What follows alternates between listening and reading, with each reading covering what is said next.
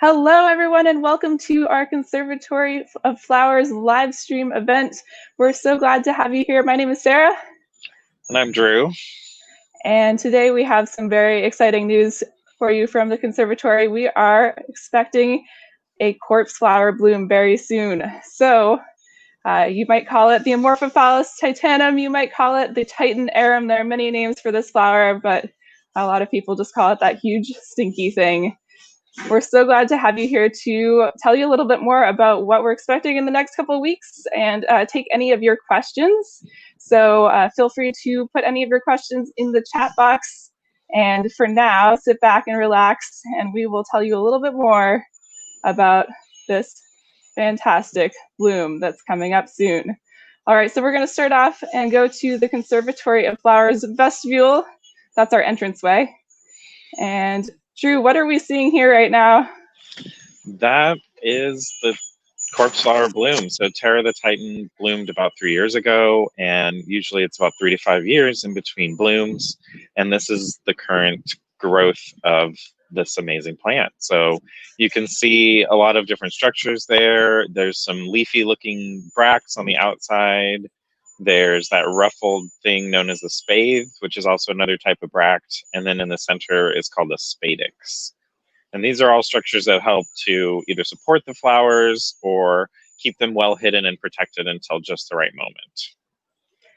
Okay, so you mentioned this plant is named Terra the Titan. We don't name most of our plants at the Conservatory, but this one does have a title. But what's the story with Terra? You mentioned that it first bloomed in 2017. So just 3 years later, we're getting a second bloom. And I believe this is the first time ever we've had a corpse flower individual bloom for a second time at the Conservatory. So it's pretty special. But let's go back a number of years. You were actually here for the first bloom of Terra, 2017. Yeah. Here you are. You remember it like it was yesterday. What was that like? And specifically, the question we always get is, what was the smell like? It was quite intense. So that was the first corpse flower that I had ever experienced before, and it certainly does not disappoint. It really lives up to its name. The thing I remember most about that particular one is it really smelled a lot of sort of like rotting cabbage or just like kind of rotting plant matter. As the night went on, it definitely got a lot more intense. I grew up in the Central Valley, and there are dairy farms everywhere. And at times there was that very strong scent of a dairy farm. So it certainly was decomposing something. All right. Well, we'll look forward to that again coming up soon. But actually right now we're not quite at that stage yet. And what we're looking for at the moment is a series of what we call growth cues that are in the development of this plant. So go back in time just over about 5 weeks ago, and this is what we were looking at, just this tiny little start of our bloom. And at this point, we were kind of wondering, is this a bloom or could it be the start of a leaf? What were we looking for at that point? Right. At that stage, truly, it is nearly impossible to tell. There's sometimes kind of a little tinge of red or like different color than green, sort of right at the top. And it can often have kind of a little hook to it instead of a leaf, which is very perfectly symmetrical all around and more of a cone shape that comes to a very tapered tip. After that, then we're sort of trying to look for, is it a very symmetrical shape, like a cone shape, or does it have sort of a little bit of a bulge on one side of it, which is indicative often of a bloom.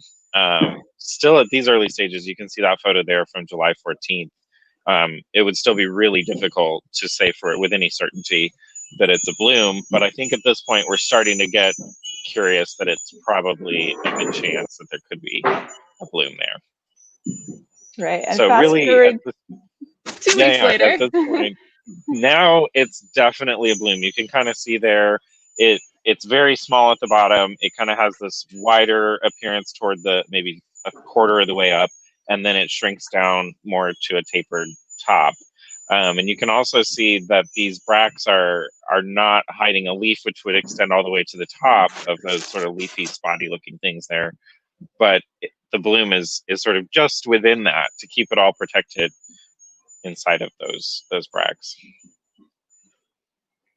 Now, next up, we've got just a couple of days ago, we saw something particularly exciting. This is the growth cue we all wait for. What can we see here, and why is it important? So, yeah, this is really the first super reliable growth cue, and the first really 100% certainty we can say that it is a bloom, is when that spathe and spadix emerge. So those two parts of this plant are something that is characteristic of the entire family of plants known as arums. They have the central spadix structure, which actually holds all of the flowers. The most relatable one, I think, to most of us here in California and probably around the world is the Calla Lily. So it usually has that nice white, smooth bract or spathe around the outside, and then a nice yellow spadix in the middle.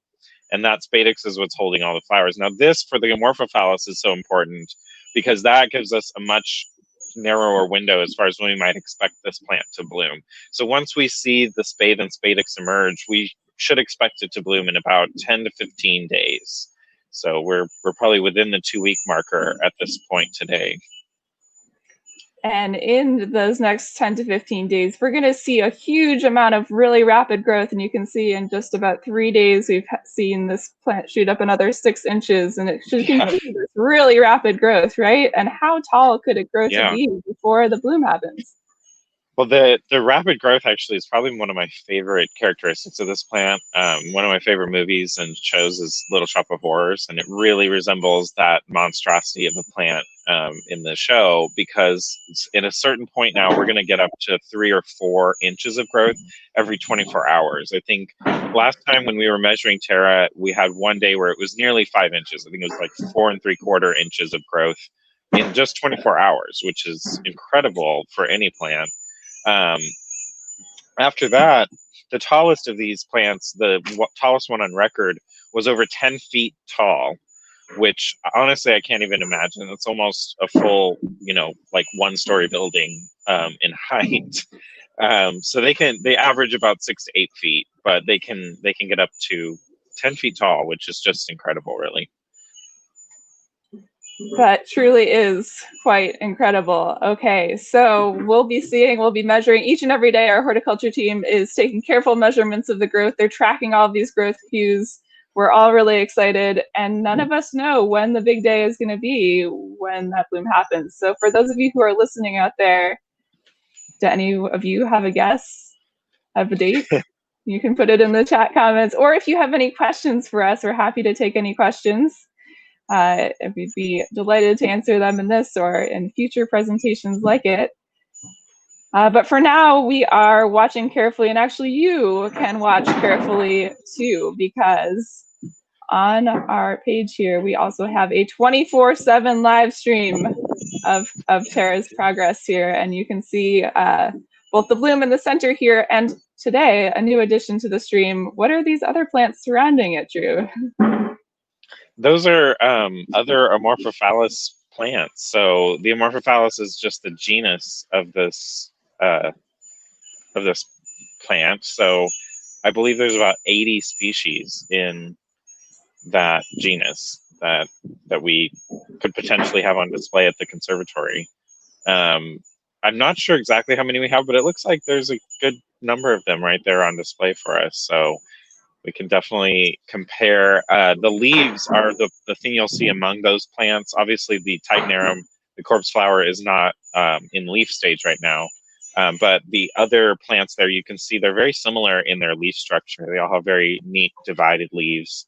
And that helps them to not lose so much moisture. They all come from really hot, humid, just tropical places like Sumatra, where the Titanarum is from. And so this helps them to reduce a little bit of water loss, so they don't sweat as much in the tropical heat. Wow, so a huge diversity in this group, but the corpse flower, as we call it, may be the most impressive of all, and we're going to continue tracking the progress. We will have announcements of this bloom. We'll have hopefully more presentations like this one, so if you want to learn more, stick with us. And Sarah, it actually looks like we do have some comments. Oh, we do? Questions. Okay. Yeah, so let me see. One question from Tom was, does it grow from a bulb? And that's a great question. Ooh. Very similar structure. It's an underground storage structure known as a corm.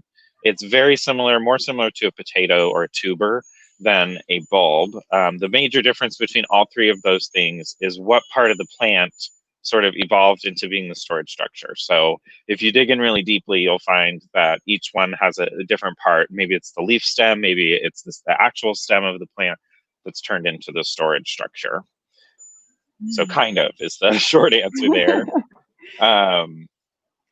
Looks like, oh, someone here, D Chang 20, looks like has experienced the corpse flower before and how it heats up during peak bloom, which is a good thing we didn't even mention so far. But yeah, during peak bloom, it actually does some type of a thermogenic reaction to create enough heat to warm up to about 100 degrees Fahrenheit, which is kind of creepily almost our body temperature. I always found that was kind of wild. And we actually have a heat sensing camera that we have put on the bloom previously, and I think we'll do that again this year and see what our temperature readings for the bloom are, and we'll share some of those thermal imaging photos with all of you. So all kinds of things to explore, and so many stories as well, like why on earth this bloom heats up. We could go on about that. But Drew, were there any other questions from our viewers? I can't actually see them here, so. Just a couple others. There's one from Joe. Is the plant influenced by other plants? We get that question a lot at the conservatory about all of our plants, and I like to think so, but that's one we might not know until we can ask the plants. So I think they certainly enjoy the company of other plants. We have another one from Kathleen, a great question. How many other corpse flowers have bloomed at one time at the conservatory?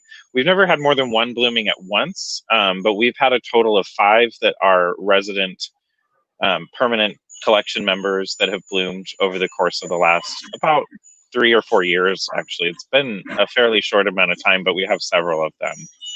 So we definitely will look for them to bloom more. And was there one in 2004? That one was on loan from another garden. So you're definitely remembering one there. Will we be able to smell it from outside the conservatory? That is a great question. Sarah, do you want to take that one? Sure. So there may be an opportunity to take a whiff, take a gander. As you noticed, it is in the doorway area of the conservatory, and while our whole building is closed during this time, you may be able to get pretty close from that location. So stay tuned. We'll have more announcements about that, especially as we get more information of when this bloom might happen. So once again, keep checking in on all of our channels online here, and we'll have that information for you coming soon. Yeah, and that does answer one other question we had also from DCheng20 was, will you be able to experience it in person? So that answers there. And then very last question, I think, let me check the other feed. Yeah, and also that it is going to be in the front doorway, so we'll do that. The very last question was Lillian was wondering, why is the bloom so stinky, is the question here. So that is a great question, and the answer is for pollination. So you might think of butterflies and bees as something that goes and does all the pollinating, but there are lots of beetles and flies and things that enjoy nasty smelling stuff. So this plant takes advantage of all of those lovely critters and makes them carry its pollen around. So it's a very intricate process that goes over the course of 2 days, and the bloom heats up and smells really bad, and then it stops smelling bad, and then another part heats up and it attracts them to the pollen, and then they take the pollen to the next plant. It's a very condensed version because it's pretty pretty intense from there. Yeah, I think that's a question that we should probably answer in more detail in one of our future broadcasts, and I think we'll definitely tackle that one. So absolutely, that's just a preview, perhaps. There you go. So I think we'll get ready to sign off for now, but thank you all for joining us. And if you want to continue learning more, seeing broadcasts like this, seeing updates from us, we really appreciate your support. There's a donation link below to our website at the bottom of the description of this stream, and we appreciate all of your support, all of your enthusiasm for this amazing event and all that happens at the Conservatory of Flowers. So thanks so much, and we'll see you next time. Bye. Bye.